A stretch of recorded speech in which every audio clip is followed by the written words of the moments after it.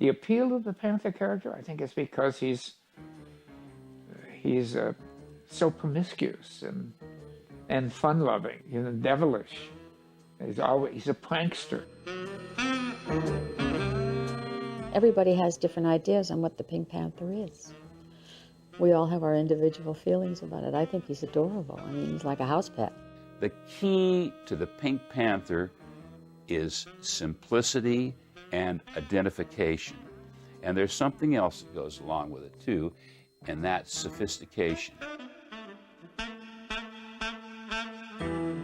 It all started when Friz and I were working for the Warner Brothers cartoon division. Well, it was Isidore Feline, and somewhere in the annals of early Warner Brothers animation, there was an animated character by the name of Senator Frisbee.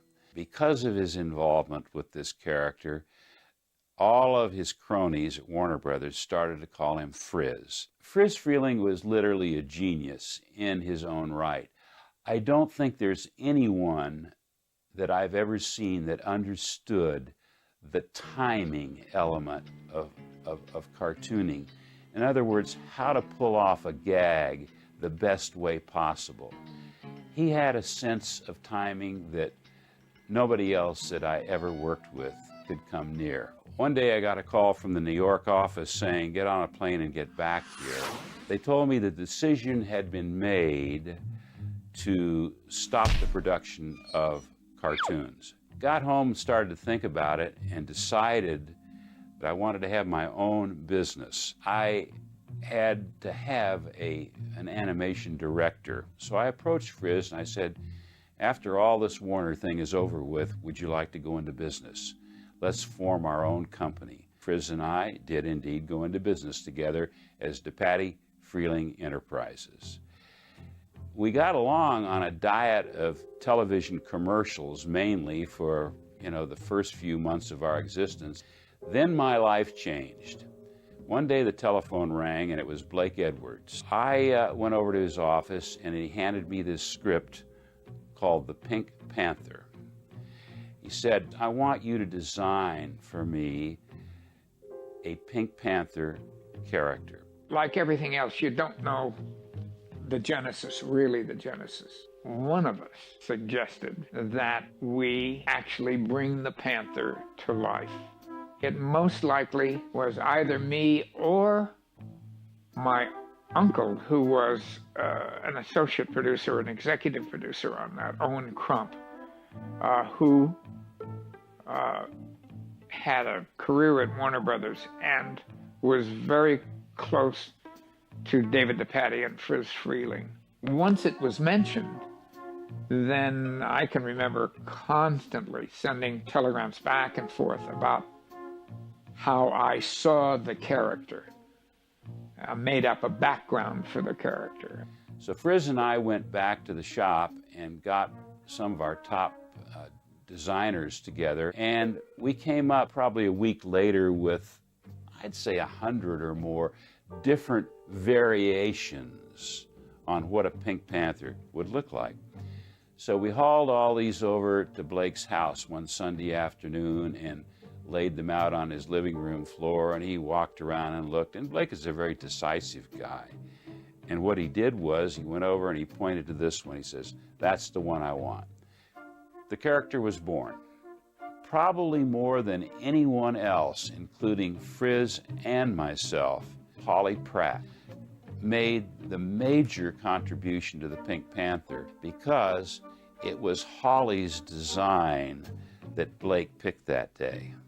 All he did with the character was he put it on his production letterhead and I think on business cards and that type of thing, and that was it.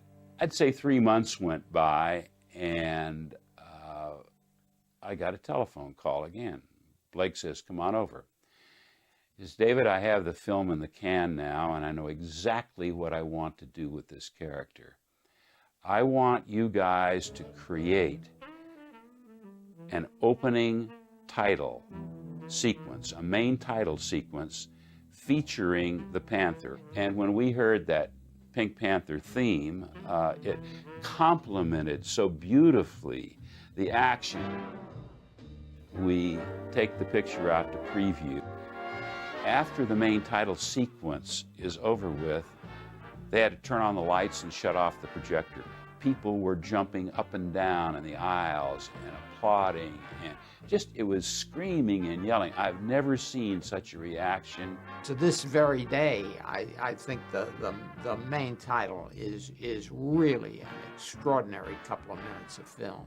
After that screening, I started to think, you know, there may be life after the main title. This character may have a place in animation. Well, I discussed it with my partner, Feline, and he wasn't too happy about it. He said, you know, this is a one-shot. Well, I said, Frizz, I really don't agree with you, and I'm going to see what I can do. And I went in to see Harold Mirisch. I said, Harold, I think that we've got something pretty special here. I'd like to be able to make a theatrical cartoon. After the release of the picture and its great success, we decided that we should go into the cartoon business.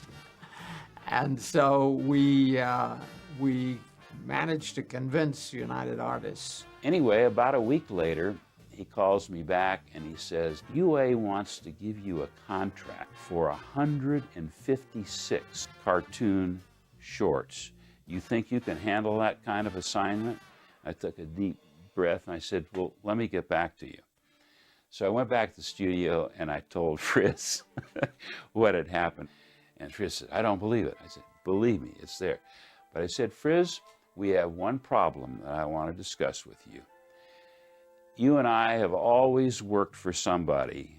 We've never owned anything in our life, and we didn't go into business to continue that. I said, I'm going to go back to Harold Mirisch, and I'm going to tell him that I want our company to own 25% of the copyright.